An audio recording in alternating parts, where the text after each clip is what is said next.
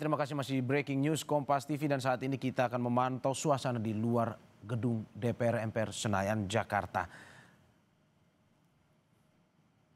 Dan saudara, untuk mengetahuinya kita akan terhubung dengan jurnalis Kompas TV yang sudah bersedia untuk memberikan informasi langsung terkait dengan suasana di depan gedung DPR Senayan, Jakarta. Ada jurnalis Kompas TV Zefanya Situmeang dan juru kamera Febri James di sana. Zefanya, saat ini tadi sebelumnya Anda melaporkan bahwa sudah ada persiapan. Saat ini saya bisa lihat di belakang Anda bahwa sudah ada sejumlah ibu-ibu, sejumlah perempuan yang melakukan aksi damai di depan gedung DPR RI menggunakan atribut berwarna merah muda. Apa yang disampaikan atau tuntutan apa yang disampaikan dalam aksi damai yang terjadi saat ini di DPR yang bisa Anda sampaikan pada kita, Zefanya?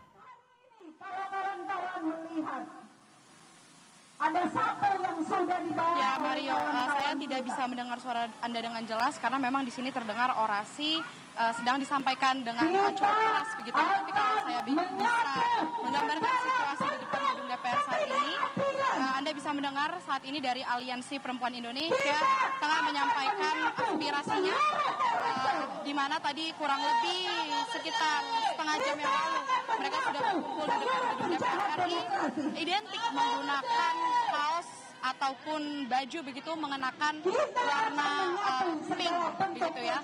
Adapun sejumlah fokus yang menjadi tuntutan untuk mereka suarakan, ini mereka mendesak agar keadilan bagi korban-korban dari aksi demonstrasi kemarin ini bisa diusut dengan transparan dan juga tuntas gitu ya, di mana teman-teman dari Oke, Zefanya, apakah Anda bisa mendengar suara saya? Halo Zefanya, apakah Anda bisa mendengar suara saya? Oke, sepertinya terjadi permasalahan komunikasi antara tim di lapangan dan juga di studio Kompas TV. Saudara, kita lanjutkan dialog kita bersama Agung Baskoro, Direktur Eksekutif dari Trias Politika sekaligus pengamat politik. Mas Agung, tadi kita sudah mendapatkan sedikit laporan dari jurnalis di lapangan kita terkait dengan ada aksi damai dari Aliansi Perempuan Indonesia yang hari ini dilakukan di depan DPR.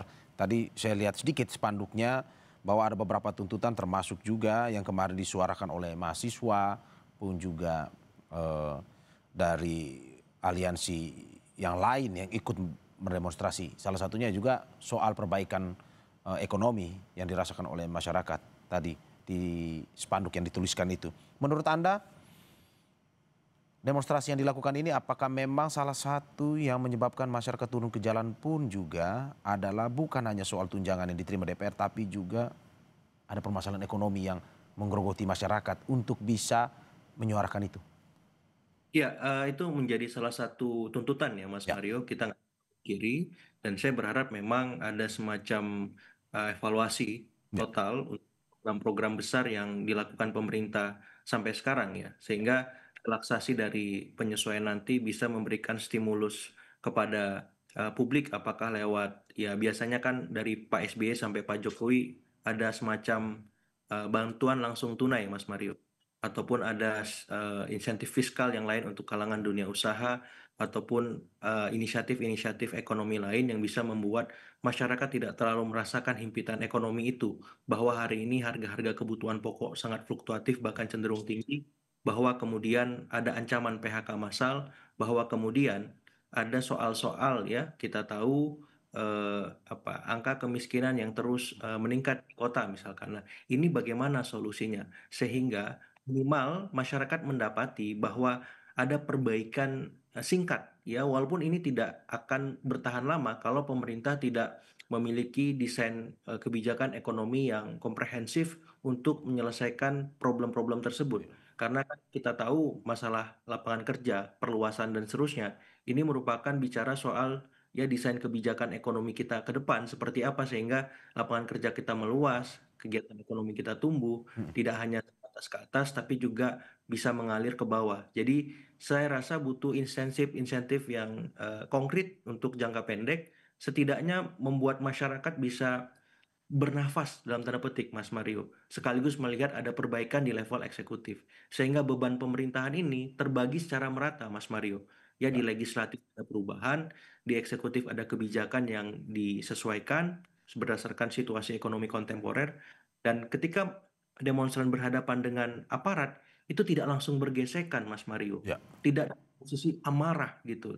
Karena saya melihat ini yang menjadi korban demonstran dan aparat juga, Ya. ya, sehingga luka-luka hingga korban jiwa, sehingga sering salah paham dan akhirnya bertumbukan satu sama lain di lapangan semacam itu. Nah, karena apa? Kalau misalkan ini dibagi bebannya, ya, eksekutif dapat, legislatif juga, aparat juga, masyarakat juga, kericuhan itu, anarkisme itu bisa diredusir, bisa diminimalkan, Mas Mario. Tapi kalau salurannya mampet di legislatif, di eksekutif juga kurang maksimal, akhirnya semua tumpah ruah ke jalan, emosinya, marahnya, energi-energi negatif lainnya, dan itu membuat kericuhan, ya, penjarahan, pencurian, dan tindak-tindak kriminal lainnya terjadi, Mas Mario. Jadi saya berharap momen ini, hari ini, dan besok itu dan seterusnya, itu bisa, ya, semua penyelenggara pemerintahan kita bisa membagi tanggung jawab, membagi beban berdasarkan fungsi masing-masing, sehingga masyarakat bisa lebih jernih dan objektif melihat semua peranata penyelenggaraan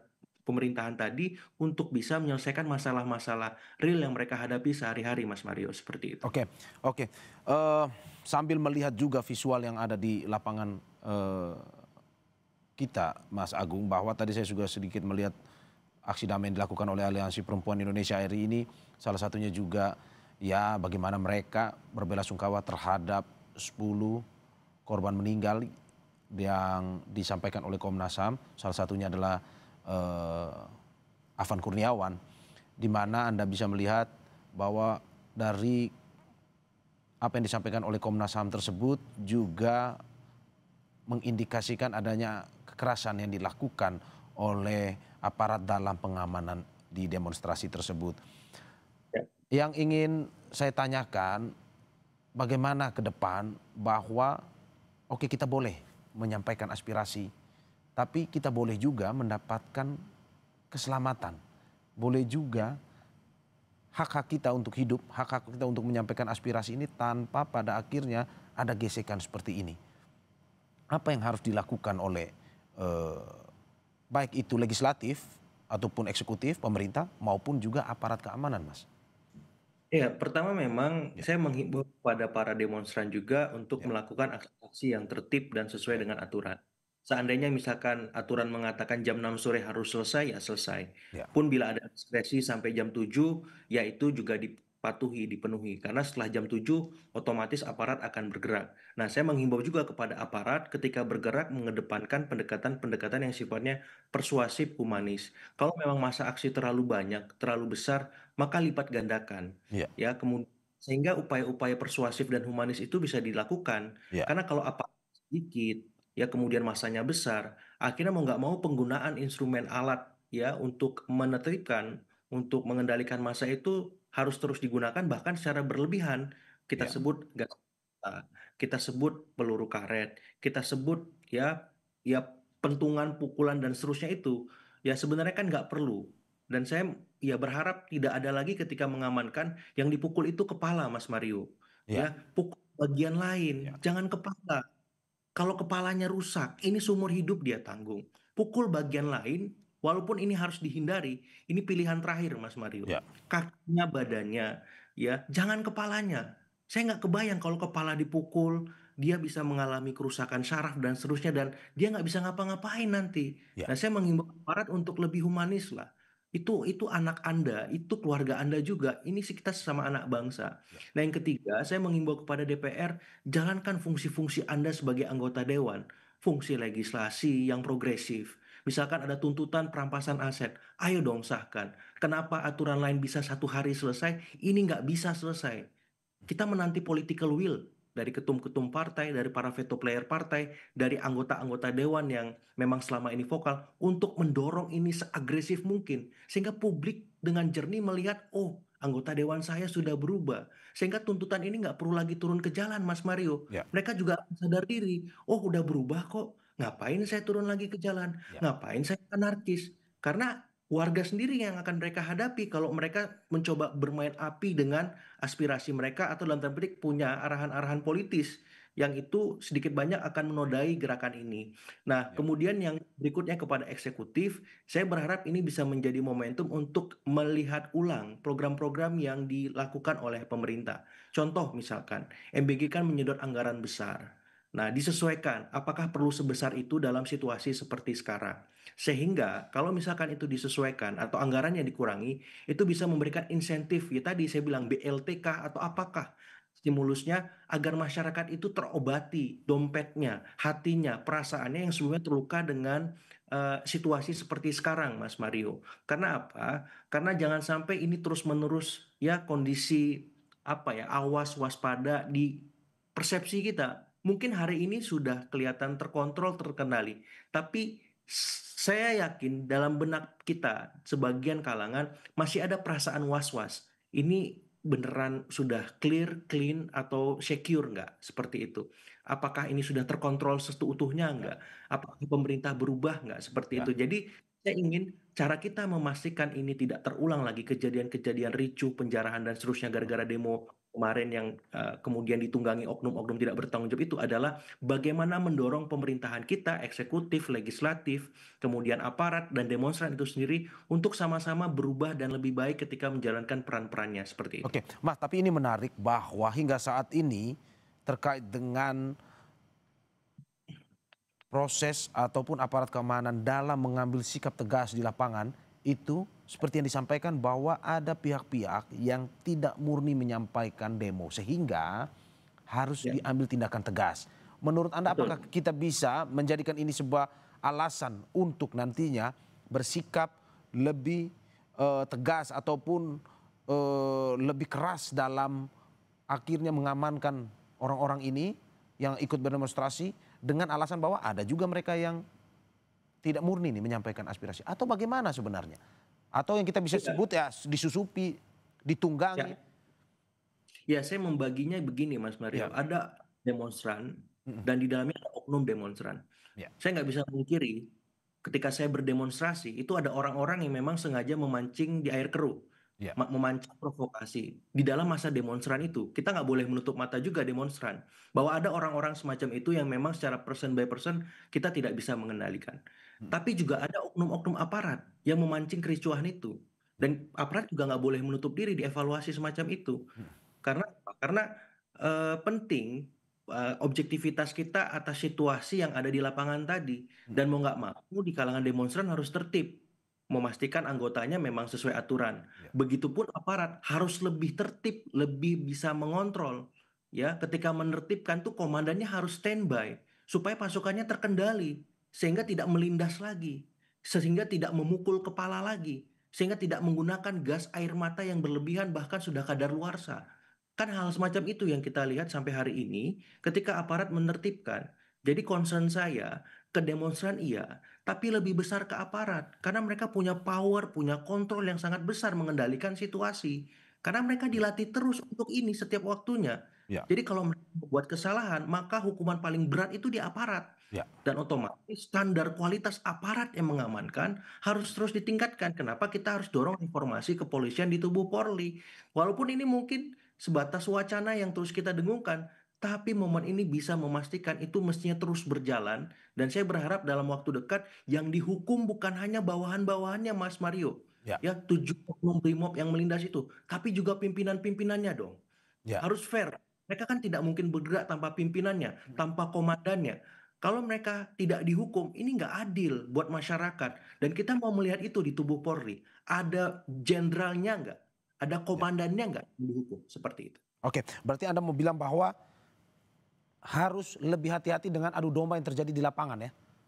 Persis, persis. Karena ini situasinya sangat ramai kan. Ada Ya. Ya. ratusan ribu, bahkan puluhan ribu massa. Dan satu momen tidak bisa terkontrol. Apalagi mereka tidak mematuhi aturan. Misalkan jam 6 sore harus berhenti Ya. misalkan. Ya. Mau masing-masing pihak dan saya tone-nya lebih besar ke aparat Ya. untuk memastikan pasukan mereka berada dalam kendali komandannya dan bagi demonstran memastikan bahwa peserta aksinya itu memang bisa tertib ya untuk meninggalkan ataupun menyelesaikan kegiatan demonstrasi itu. Dan yang paling penting sebenarnya Ya. ada persepsi di kalangan demonstran ataupun publik hari ini, apa perlu kita anarkis sehingga didengar? Karena kalau kita tertib-tertib aja nggak didengar kok. Ngapain? Nah, saya ingin pemerintah membantah itu, bahwa kalau Anda demo tertib justru kita dengar, kalau Anda demo anarkis malah kita akan tertibkan dan kita hukum setimpal. Nah, masalahnya ini belum terwujud, Mas Mario. Jadi anggapan ini adalah pekerjaan rumah dari pemerintah untuk memastikan aspirasi yang tertib, aspirasi yang konstitusional itu langsung didengar, langsung dieksekusi seperti itu. Ya. Berarti Anda mau bilang bahwa sampai saat ini pemerintah belum tegas, sehingga sampai saat ini walaupun seperti pertanyaan saya tadi, walaupun Presiden sudah memberikan konferensi pers terkait dengan ini, tapi aksi pun masih terus berlangsung. Iya, karena bawahannya masih memformulasi itu, Mas Ya. Mario. Masih berusaha menyesuaikan ritme dari Pak Presiden sehingga bisa terejawantah di level-level street level birokrasi ya. Di level-level ya aparatur di bawah yang langsung berhadapan dengan demonstran tadi, misalnya anggota dewan, kepolisian, kementerian, seperti itu. Karena kan kementerian juga dihimbau untuk membuka diri terhadap masukan ke masing-masing kementerian, Mas Mario.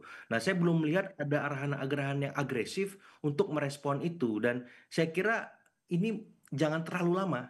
Ya, dari masyarakat sipil kemarin saya lihat ada deadline 5 September. Ada nggak arahan dari partai, aparat, kementerian untuk mengeksekusi tuntutan-tuntutan tadi? Karena kalau misalkan itu tidak hanya sebatas ya didengar atau disimpan kemudian dilihat saja tuntutan tadi, ya tadi kita akan menumpuk masalah lagi, Mas Mario. Ya. Ya, menumpuk terus ya. Mungkin bom waktunya bukan dalam waktu dekat, tapi saya tidak mau itu terjadi lagi. Sudah cukup. Korban jiwa yang jatuh sudah terlalu mahal dan Ya. kita harus melihat hal lain untuk naik kelas, Mas Mario. Oke. Jadi ya ini menarik sekali untuk dibahas terkait dengan aksi ini karena prediksinya belum ketahuan akan sampai kapan aksi damai ini akan terus berlangsung dan bagaimana penyampaian yang baik setelah konferensi pers kemarin yang bisa diterima oleh DPR untuk nantinya bisa berdialog. Tapi memang pertanyaan berikutnya, Mas.